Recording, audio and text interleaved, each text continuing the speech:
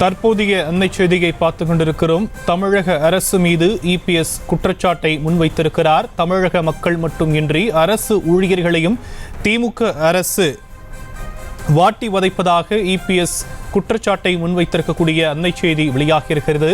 தமிழக மக்கள் மட்டுமின்றி அரசு ஊழியர்களையும் திமுக அரசு வாட்டி வதைப்பதாக எடப்பாடி பழனிசாமி குற்றச்சாட்டை முன்வைத்திருக்கக்கூடிய அன்னை செய்தி வெளியாகியிருக்கிறது.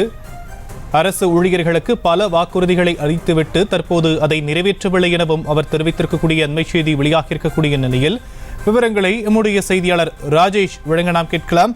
ராஜேஷ், அறிக்கை தொடர்பான மேலும் விவரங்கள். வணக்கம். எதிர்க்கட்சி தலைவர் எடப்பாடி பழனிசாமி அறிக்கை ஒன்றை கொடுத்திருக்கிறார்.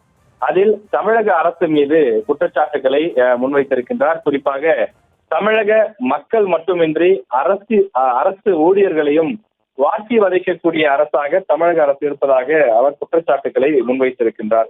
திமுக ஆட்சி அமைந்த பிறகு மாணவர்கள் பற்றிய விவரங்களையும் வருகை பதிவேட்டையும் எமிஸ் தளத்தில் பதிவேற்ற கட்டாயமாக்கப்படுகிறது எனவும், இதனால் ஆசிரியர்கள் தினமும் காலை மாணவர்களுடைய வருகை பதிவேட்டை எமிஸ் தளத்தில் பதிவேற்றுவதனால் நேரம் போதவில்லை என்றும், அதில் பல்வேறு தொழில்நுட்ப கோளாறுகளும் அடிக்கடி ஏற்படக்கூடிய காரணத்தால் ஆசிரியர்கள் கடும் சிரமத்திற்கு ஆளாவதாக குறிப்பிட்டிருக்கிறார். மேலும் செல்போனில் எமிஸ் தளம் சுற்றி கொண்டிருப்பதையே கடவுளை பார்ப்பது போல பயபக்தியுடன் பார்த்து கொண்டிருப்பதாகவும், மாணவர்களுக்கு கற்பிக்க முடியாத நிலை ஏற்பட்டிருப்பதாகவும் அவர் குறிப்பிட்டிருக்கிறார்.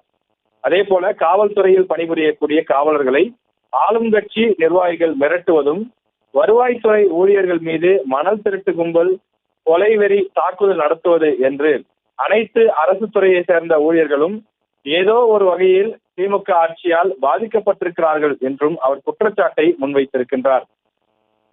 மேலும் தமிழக அரசு வரலாற்றில் இல்லாத வகையில் கைத்தறித்துறை பணியாளர்கள் கடந்த 8 மாதங்களாக பல்வேறு இன்னல்களுக்கு ஆளாகி இருப்பதாக குறிப்பிட்டிருக்கக்கூடிய எதிர்க்கட்சி தலைவர் எடப்பாடி பழனிசாமி தற்போதுள்ள மனித உரிமை ஆணைய உறுப்பினர்கள் ஆளும் திமுகவால் நியமிக்கப்பட்டவர்கள் என்றும், இவர்களிடம் கைத்தறித்துறை பணியாளர்களுக்கு நியாயம் கிடைக்கும் என்று தோன்றவில்லை என்றும் அவர் குறிப்பிட்டிருக்கின்றார். இது தவிர மருத்துவர்கள், செவிலியர்கள், போக்குவரத்து பணியாளர்கள், நியாய விலைக்கடை ஊழியர்கள், அங்கன்வாடி மற்றும் சத்துணவு ஊழியர்கள் என்று அனைத்து துறை சார்ந்த ஊழியர்களும் திமுக ஆட்சியில் அவதிப்பட்டு வருவதாக எடப்பாடி பழனிசாமி குற்றச்சாட்டை முன்வைத்திருக்கிறார்.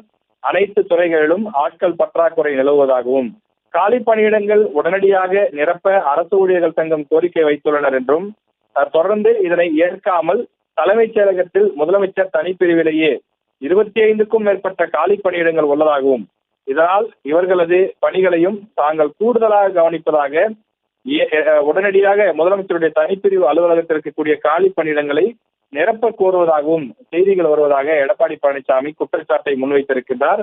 எனவே இந்த சூழ்நிலையில் அரசு ஊழியர்களுக்கு அளித்த வாக்குறுதிகளை நிறைவேற்றியும் காலி பணியிடங்களை உடனடியாக நிரப்பவும் திமுக அரசு தொடர்ந்து நடவடிக்கை எடுக்க வேண்டும் என முதலமைச்சரை வலியுறுத்தி கேட்டுக் கொள்வதாக எடப்பாடி பழனிசாமி தன்னுடைய அறிக்கையின் வாயிலாக தெரிவித்துள்ளார்.